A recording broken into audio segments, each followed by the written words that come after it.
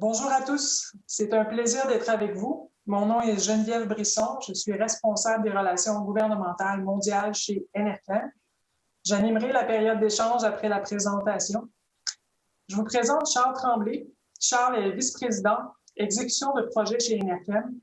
À ce titre, il est responsable de la réalisation de projets incluant la technologie d'Enerkem, de la planification jusqu'à la livraison client, incluant la structure de financement. Il est également responsable de l'approvisionnement, de la préparation et du pré-traitement des matières premières hétérogènes qui servent aux procédés thermochimiques exclusifs d'Enerkem. Charles évolue dans le monde de la gestion des matières résiduelles depuis près de 30 ans.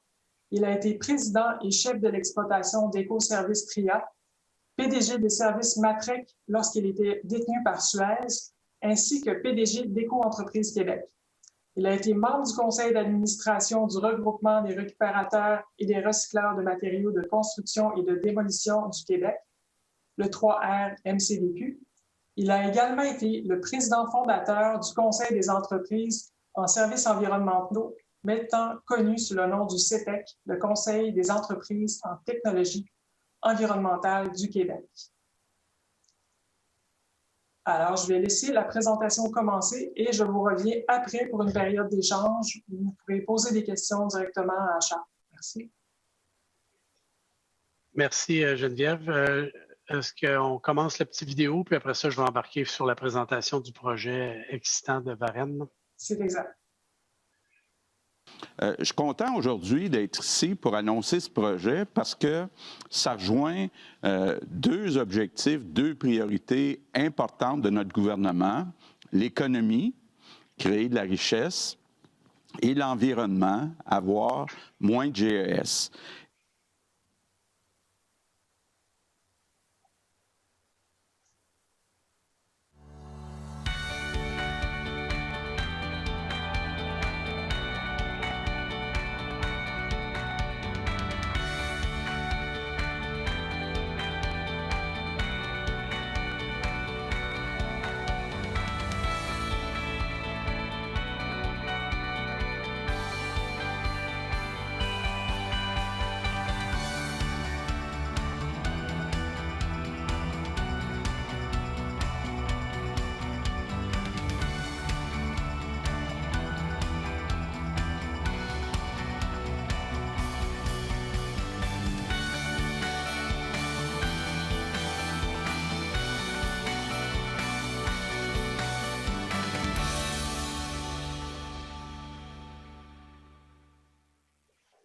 Merci. Bonjour tout le monde. Très heureux d'être avec vous aujourd'hui. Je vais commencer avant de vous parler du projet de Varennes, peut-être vous présenter brièvement Enerkem. Je sais que beaucoup d'entre vous nous connaissez, mais on oublie déjà que ça fait 20 ans que Enerkem développe sa technologie de rupture au Québec. Ça a commencé à l'Université de Sherbrooke avec un chercheur, Esteban Chornet. Et Enerkem a été très méthodique pour développer sa technologie avec un pilote à l'université, avec une usine de démonstration à Westbury, avec une usine commerciale à Edmonton.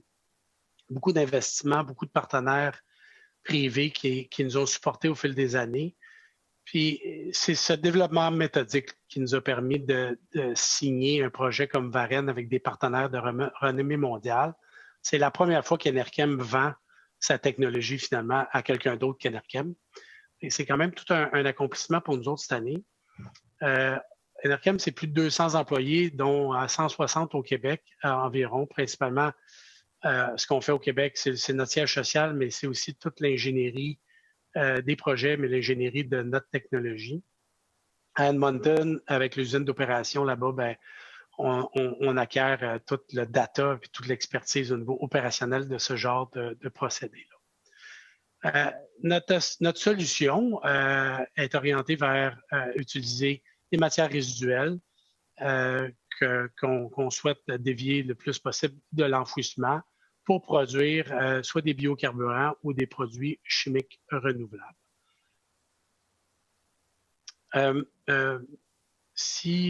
Brièvement, là, si je vous explique le procédé, Geneviève, on va passer à la prochaine.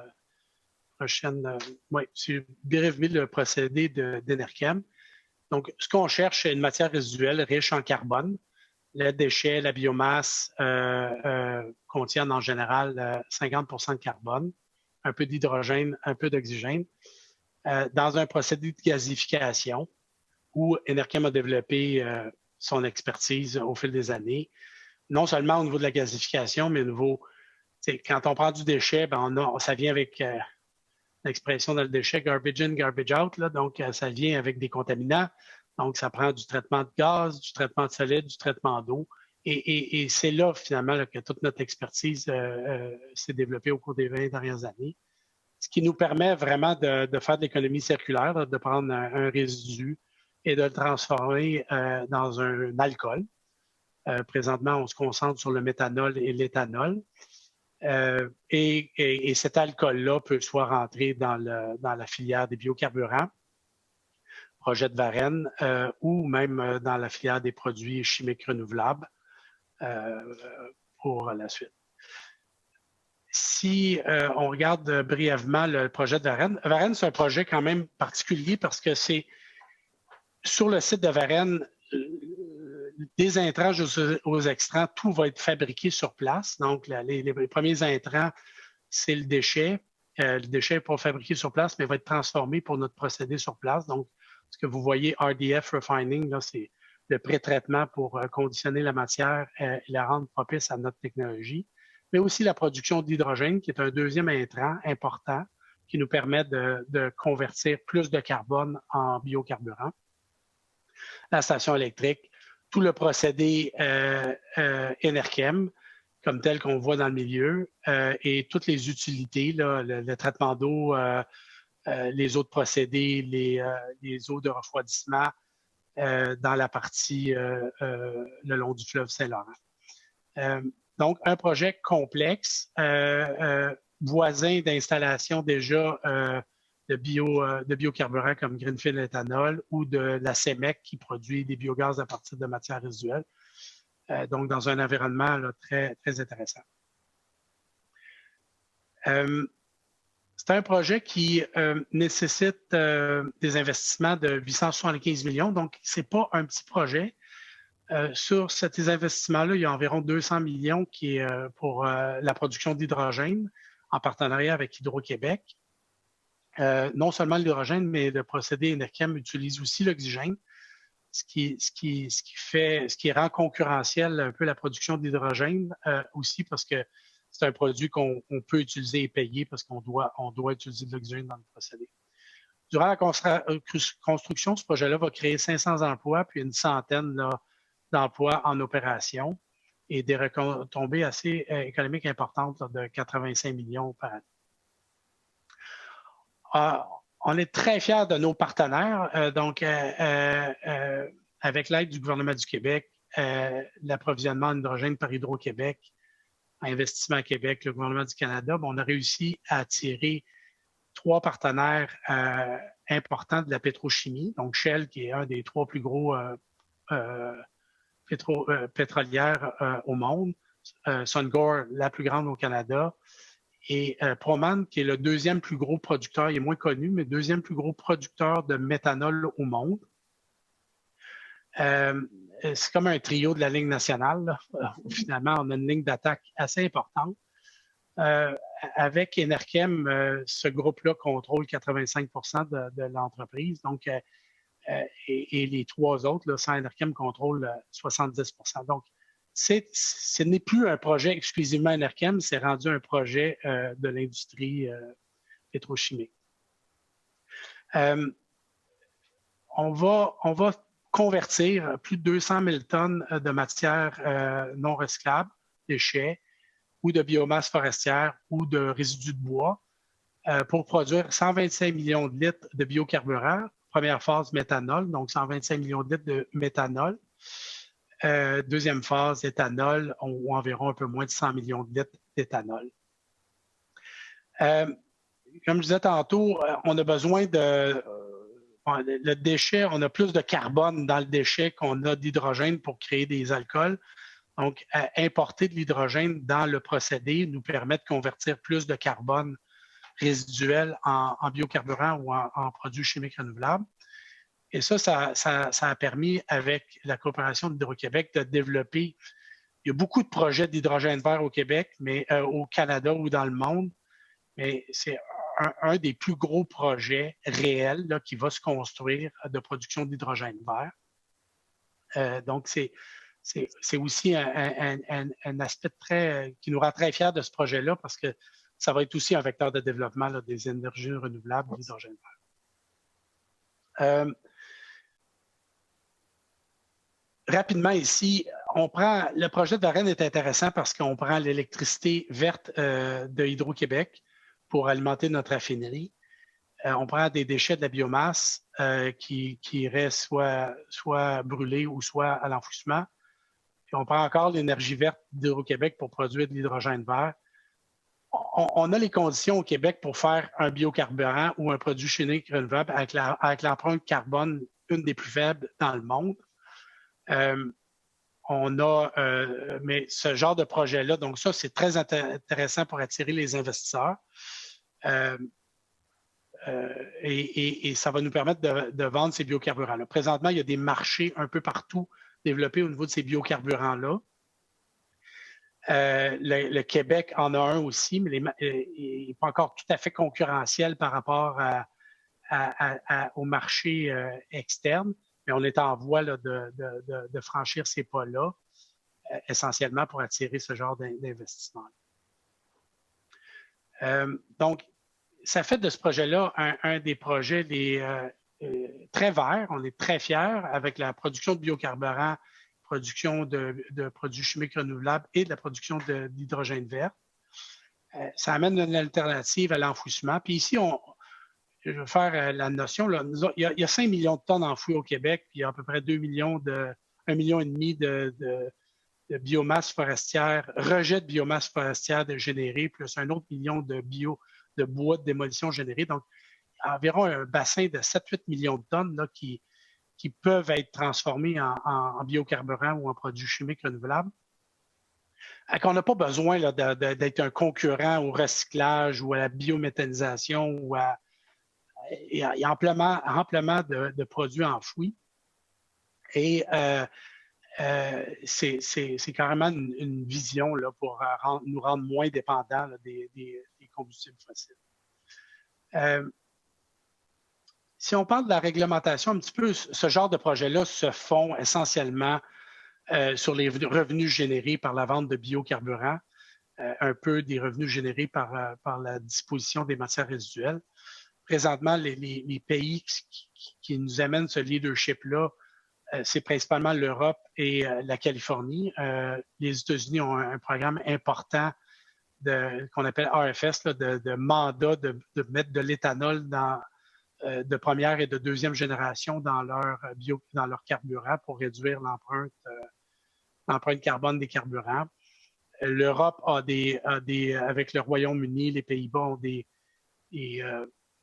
facilitateurs similaires où finalement on force les pétrolières à réduire l'empreinte carbone de leur carburant. La Californie va un peu plus loin en rajoutant des pénalités en fonction de l'empreinte ou des émissions des carburants. Le Canada fait un peu la même chose avec son programme de LCFS là, qui s'en vient, mais qui existe présentement en Colombie-Britannique. Le Québec avec son programme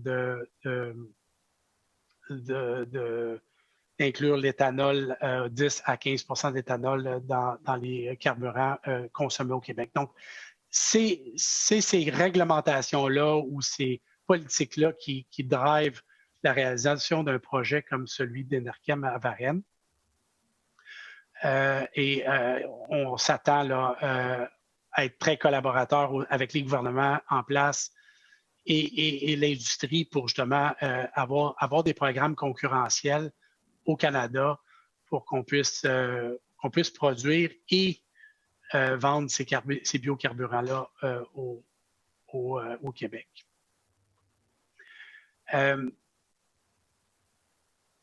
Donc, présentement, au Canada, là, je pense que je n'apprends rien à personne. Là, il y a une obligation de mettre 5 % d'éthanol. le Québec, l'Ontario, le Manitoba développent des programmes pour avoir leur propre volume minimum dans les carburants. Ce genre de programme-là, ça crée une demande pour des produits comme le nôtre.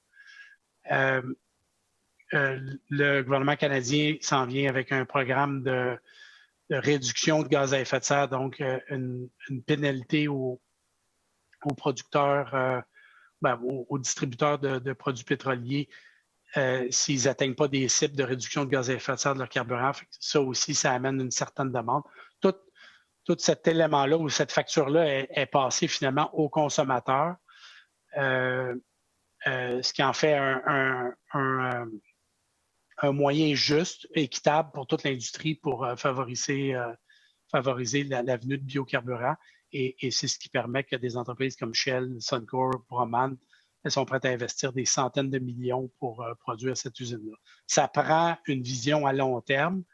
Vous comprendrez que 800 millions d'investissements, ça prend une vision plus que 5 ans là, sur qu'est-ce qui va être produit et mélangé dans les carburants à long terme.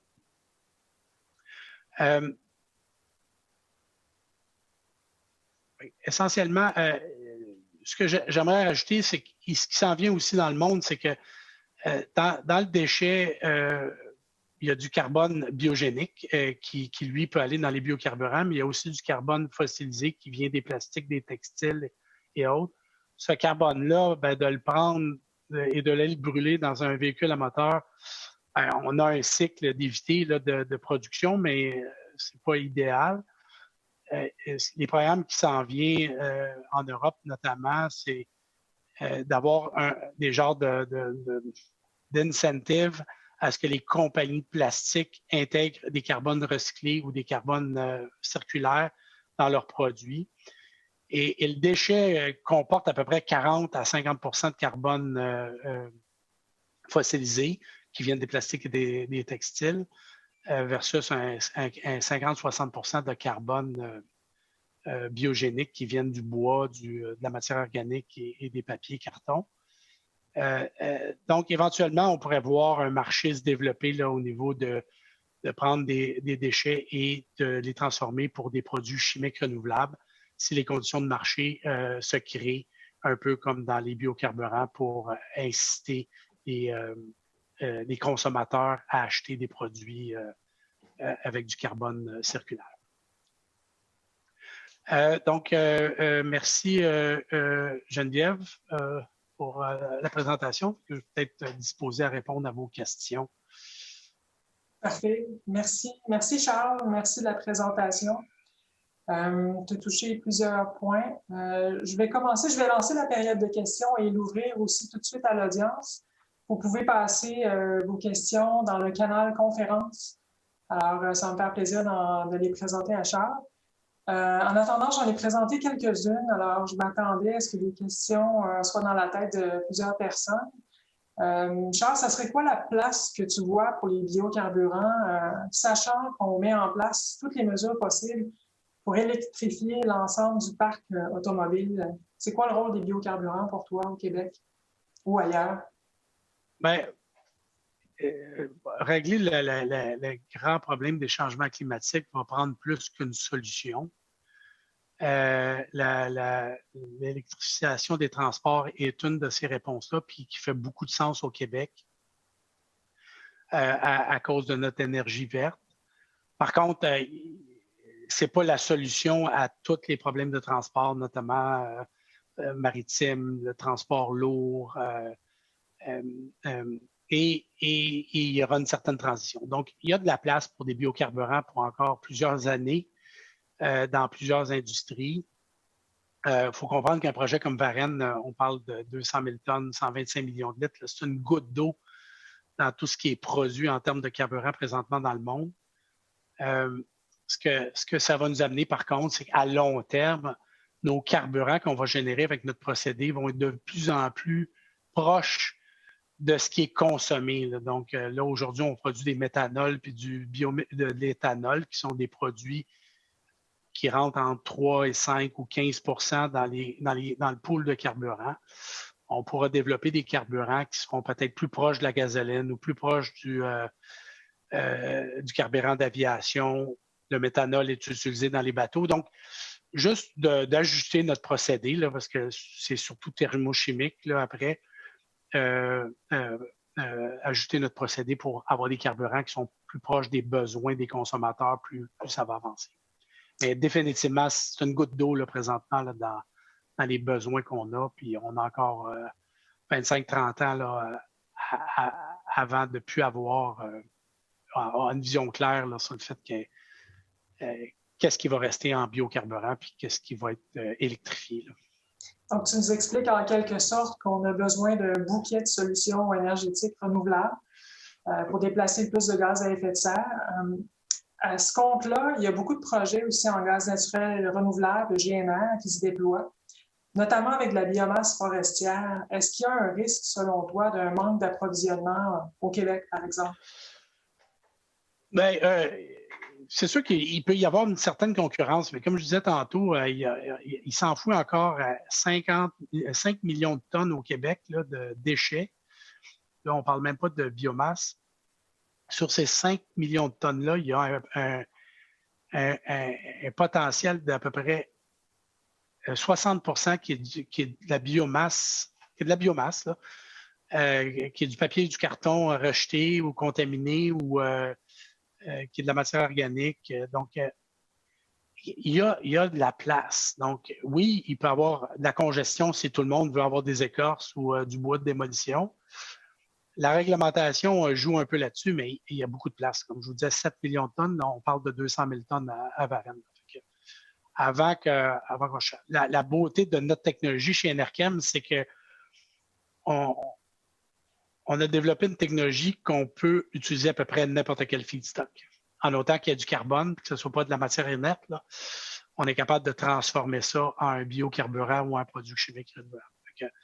Notre stratégie, nous autres, c'est de courir après ces feedstocks-là, d'autant plus qu'on se fait payer pour les recevoir. Ça donne un incitatif un peu plus grand de le faire. Puis, qu'est-ce que ça prend pour réaliser un projet comme celui de Varennes, par exemple, le Splash Carbone Varennes? C'est quoi les éléments, les outils de base pour qu'on puisse réaliser ce type de projet-là? C'est des gros projets, donc ça prend du financement. Puis présentement, le financement, il se permet avec la réglementation que les gouvernements mettent en place pour inciter la production ou l'utilisation de produits plus verts, là, comme les biocarburants. Quand on regarde présentement dans le monde, là, il y a entre 200 et 500 $ la tonne qui est donnée pour la production de biocarburants si vous allez en Californie ou des choses. C'est quand même un gros incitatif. Cet argent-là, elle vient des poches des consommateurs par les programmes. C'est sûr que les technologies sont encore en développement et risquées. L'appui des gouvernements est encore très important et très souhaitable. Ça va faire comme dans les autres technologies, le solaire, l'éolien, à moyen terme, le marché va se développer, la technologie va se raffiner, les coûts vont baisser, puis on va devenir plus concurrentiel. On aura besoin moins d'eux. Mais donc, comme pour n'importe quel projet, ça prend de la prévisibilité. C'est des projets qu'on regarde 20 ans, 25 ans. Donc, beaucoup d'argent, de la prévisibilité, un marché sain. Et comme je disais tantôt, au Québec, on a d'autres conditions favorables. On a une énergie propre, on a du déchet encore en masse, on a de la biomasse. On a les conditions gagnantes là, pour faire plein de projets comme ça. Là. On reçoit des questions de l'audience, Charles. Je vais t'en passer tout de suite. On nous demande, est-ce que les sources d'approvisionnement en matière organique dont la biomasse seront suffisantes et économiques pour le projet par rapport à sa localisation? Oui. La réponse est oui. C'est sûr que la biomasse, les écorces ne sont pas générées à Montréal, sont générées en région. Fait que amener des écorces à Montréal, ça coûte plus cher que de les prendre locales. Par contre, le bois de démolition, les rejets de bois, les déchets, l'agglomération de Montréal est responsable de 50 % de cette génération-là. Il n'y a pas puis le consommateur de biocarburant aussi va être dans la grande région de Montréal. C'est toujours une question de compromis, là. Fait que, si on va chercher des résidus de biomasse forestière, bien, ils vont venir des régions, bien entendu. Par contre, si on va venir chercher des déchets et des rejets de bois, ils vont venir de la grande région de Montréal, donc on devient très concurrentiel. On a reçu une autre question. L'enfouissement dans un LET séquestre ce carbone fossile non recyclable à long terme. Pourquoi le brûler? Le projet d'Enerkem profiterait à s'approvisionner à 100% en biomasse forestière résiduelle. Le projet de Varennes, c'est présentement 50% de biomasse forestière puis 50% de déchets, ce qui nous permet d'avoir un combustible qui est à 82% biogénique. Ce qui est quand même assez important. Il y a quand même beaucoup de carbone biogénique dans les déchets, mais vous avez raison, il y a encore des plastiques.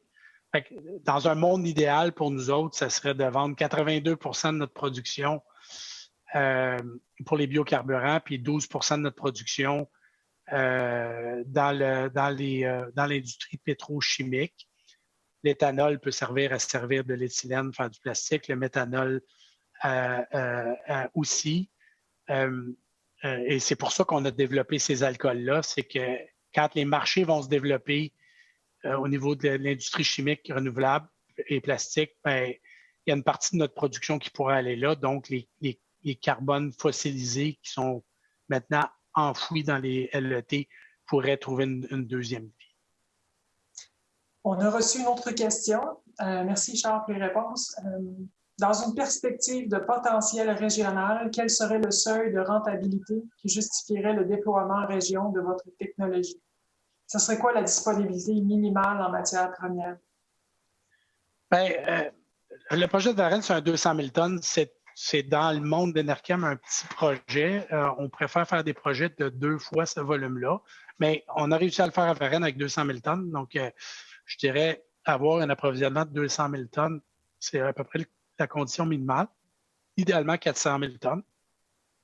L'avantage en région, c'est que vous avez l'énergie là, elle est produite là, les éoliennes sont là, les barrages sont là, l'énergie est là.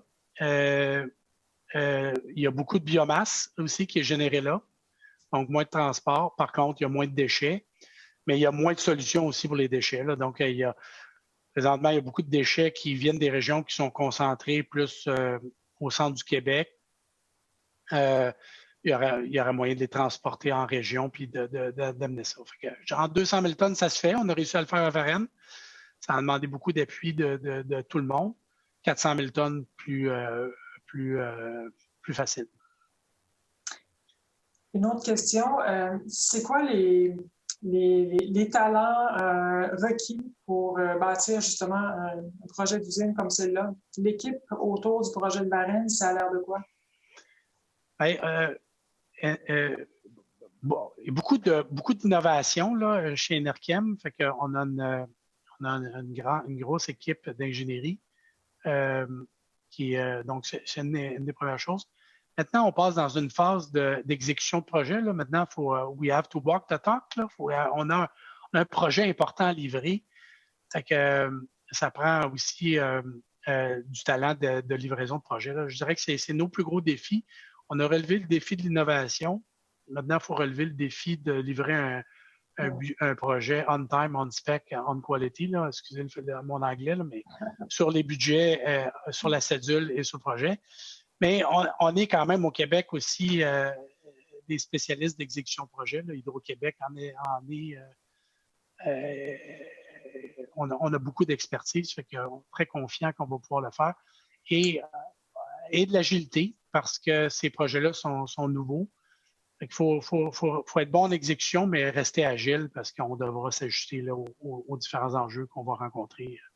Il reste 1 minute. J'ai 2 autres questions. Je vais les poser en rafale. Alors, sur le 200 millions de tonnes entrant dans le procédé, combien de tonnes en ressortent et que ferez-vous des rejets de production? Et la dernière question reçue, est-ce que ce projet est et restera unique ou bien a-t-il vocation à être dupliqué pour répondre à la demande à venir en Amérique du Nord? Donc, 40 secondes, Jean.